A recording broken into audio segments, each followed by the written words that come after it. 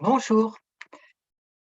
C'est pas un scoop, on a souvent des choses qu'on n'a pas envie de faire, qu'il faut qu'on fasse réellement, qui sont justes, mais on n'a pas envie, berk, pas beau et tout. Donc on a 2 réactions possibles face à ça. Celle de continuer en mode: «Oh là là, c'est dur, ça va être dur, c'est pénible, pourquoi il y a ça à faire? Pourquoi la société est tellement mal foutue? Ou pourquoi les gens sont tellement méchants que» et cetera, hein, on connaît le discours. Et là-dessus, on va le faire quand même parce que, il y a urgence et on ne peut vraiment pas faire autrement. On va le faire en ayant, des nœuds à l'intérieur de partout, mal au ventre, mal, par-ci par-là. On fait la corvée tant bien que mal et ouf, ça y est, c'est enfin fini. Rien que d'imaginer ça, je sens qu'à l'intérieur, l'énergie, elle est OK. Deuxième approche, quand même plus philosophique et plus intéressante, c'est de se dire que si ce truc nous paraît si pénible, c'est qu'il y a un blocage émotionnel derrière, hein. Parce que même l'administratif, il y a des gens qui adorent ça,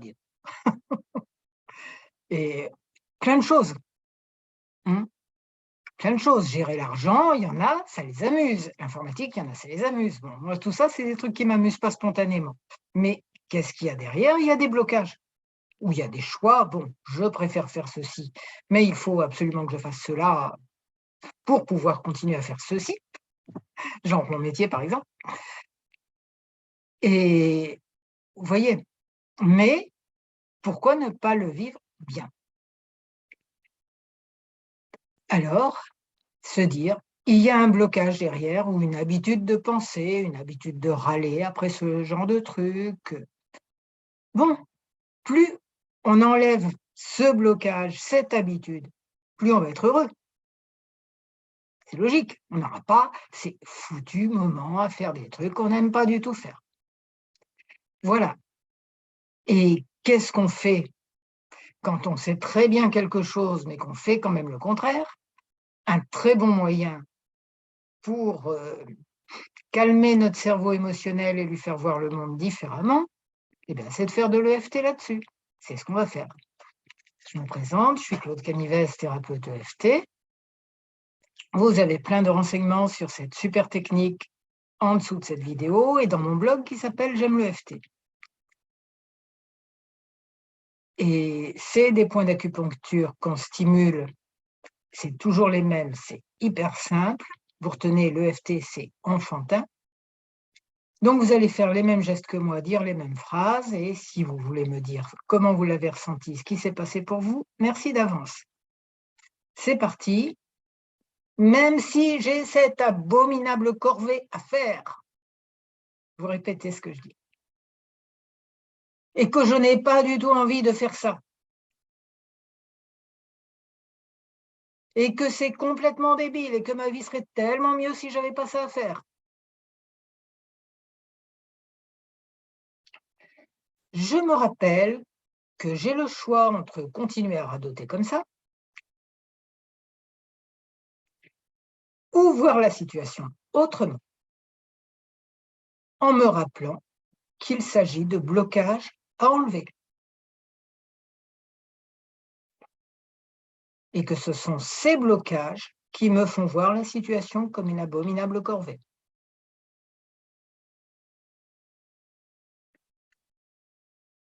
et que je serai beaucoup plus heureuse quand je verrai les choses autrement. Ouais, mais en attendant, c'est une horrible corvée quand même, d'abord. Si la société était mieux fichue, j'aurais pas ça à faire. Si les gens étaient plus gentils, j'aurais pas ça à faire. Et puis si c'était autrement, bah, ça serait pas pareil et ça serait bien. Ouais, visiblement l'univers, il tient à ce que ce soit comme ça quand même.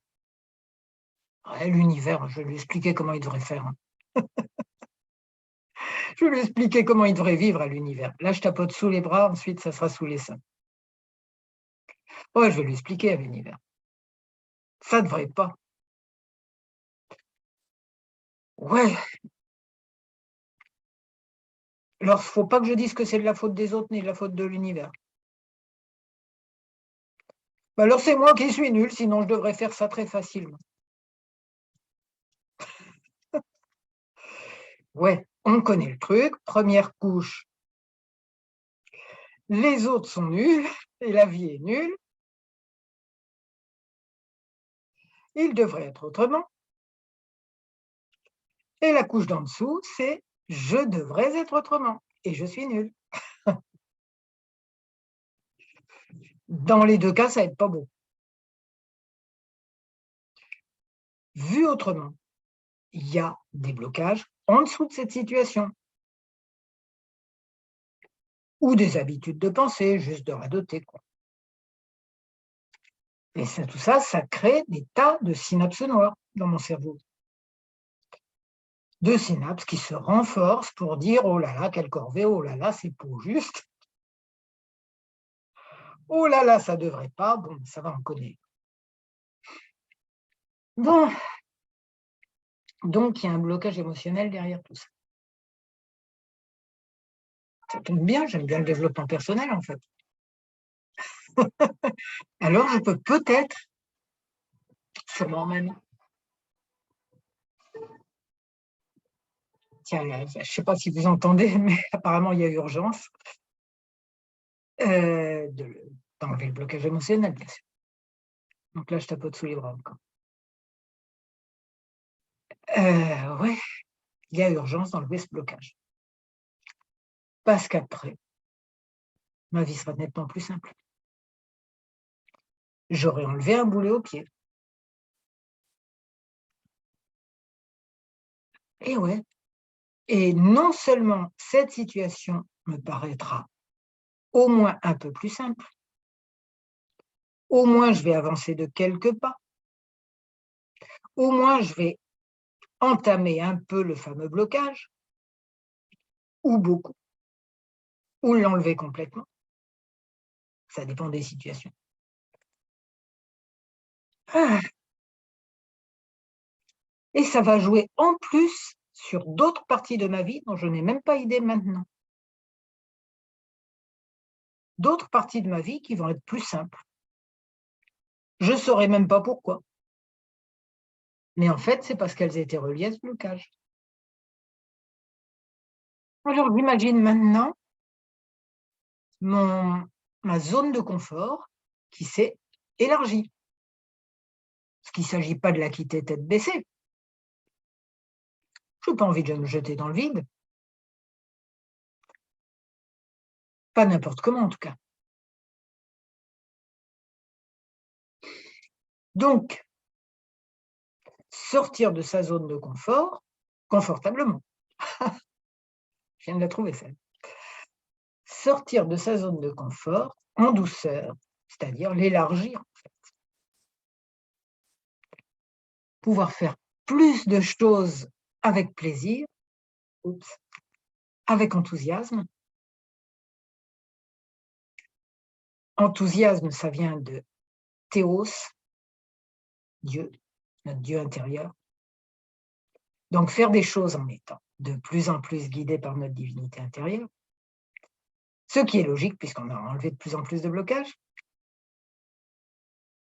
Waouh! Je ressens que ça peut être vraiment bien. Ça, on met la main sur son cœur. Et comment serait mon corps si je me sentais vraiment bien?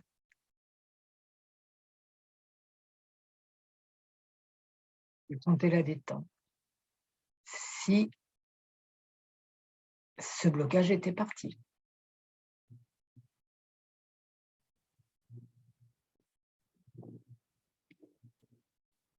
Il commençait à partir. S'il était en train de partir. S'il était complètement parti.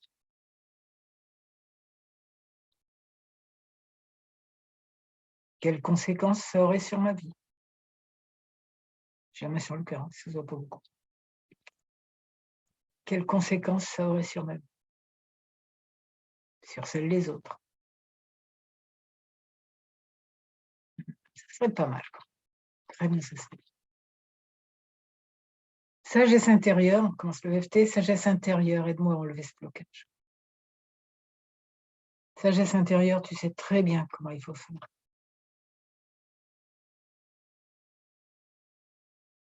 Sagesse intérieure, tu sais réparer ce qui bug. Moi,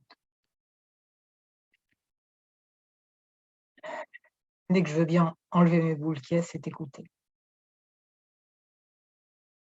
Dès que je veux bien ouvrir les yeux et regarder ce que tu me montres. Et j'imagine maintenant cette situation qui me paraissait si difficile, je l'imagine avec l'anticipation joyeuse d'avoir enlevé ce fameux blocage. Yes! Vous êtes vraiment en cours de l'enlever. Parce que j'ai le droit à aller à mon rythme. Et donc, quand j'aurai enlevé ça, ce sera vraiment pour mon plus grand bien. Et pour le plus grand bien de tous les êtres. Alors si ce protocole vous a aidé, merci d'en parler dans les commentaires, de partager, de mettre un j'aime, de vous inscrire à ma chaîne, de vous abonner à ma chaîne YouTube et à mon blog qui s'appelle J'aime le FT. Je vous remercie et je vous souhaite d'être très heureux et de passer joyeusement, de dissoudre joyeusement vos blocages émotionnels pour être beaucoup plus heureuse, plus heureux, pardon messieurs.